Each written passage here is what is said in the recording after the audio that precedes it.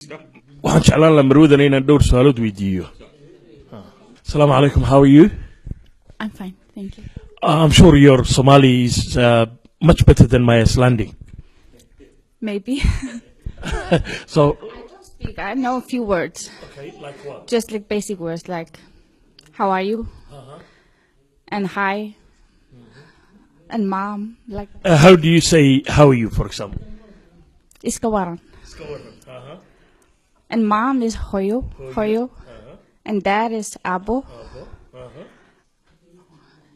And yes is ha. Inshallah, I told you your Somali is much better than my Icelandic. This is lovely. I've tried this. What is it made of? This is made of shrimps. Yes, mushrooms, maize, cheese, and curry sauce. So this is the traditional food of Iceland. Yes, it's very similar to Somali food. It's not easy to make Somali food, but the difference is more spice. Somali food is more spicy. And waxay sheegtay in cuntada Soomaalidu ay aad iyo aad ugu dhowdahay ta Iceland dadkeedu ay cunaan laakiin waxay tahay xawaashiyada ayuunbaa kaga yar badan. And like what? Fish, I've tried these two, which is very, very similar. The soup. The soup. The soup with The the lamb. Icelandic soup. Yes. Yeah, it's easy. It's the same soup as you make. cuntada weliba maraqooda maraqooda cad wuxuu aad iyo aad u shabahaa ka falfalkii Soomaalida laakiin hilibkunba aad uga yar yar. So what do you think of the Somali food? You get used to it by now? Yes. Yes. It's very good. I like it. Fantastic. This is Icelandic too. Icelandic make this too. Really? Yeah. Okay. Asians eat the rice and spaghetti is Italian. But is it very popular in Iceland? This is just normal home food in Iceland.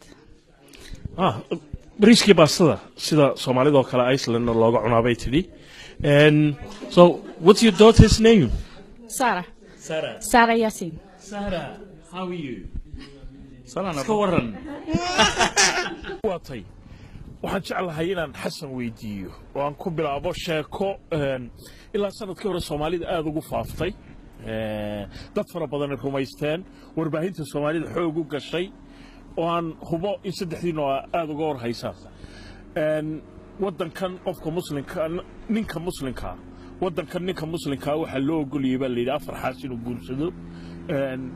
Ninka waliba ka guursadana gabadhiiba waxa lagu siinayaa $5,000. Yaasiin uu inoo sheegi doonaa inuu kharash ka qaatay maadaama isagu ka qabo.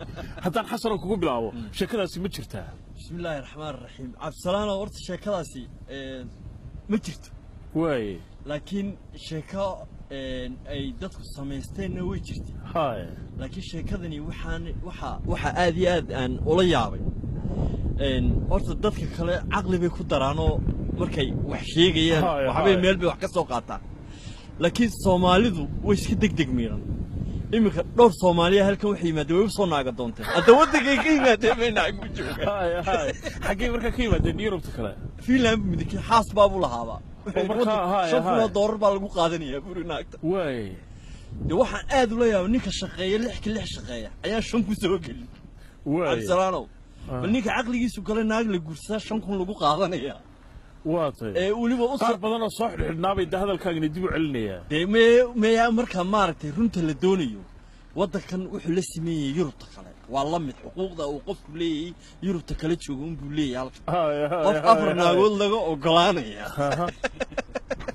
ma jirto Absalaano laakiin ta aad iyo aad aan la siyaabo waxa weeyaan ninka xaaskiisa ka yimid iyo caruurtiisa waliba ka doortay naag cadaan uu 5,000 soo doontay ayaan arkay oo waatay Yaasiin ma jeclahay inaan Yaasiino daadu waabad kama qabtaa gabadhaadu waa gabadh Icelandiga. Markii sheekada aad maqashay la yaab ma kugu noqoto? waxay la soo hadleen adeerkay Hay. oo Norway degan. Way.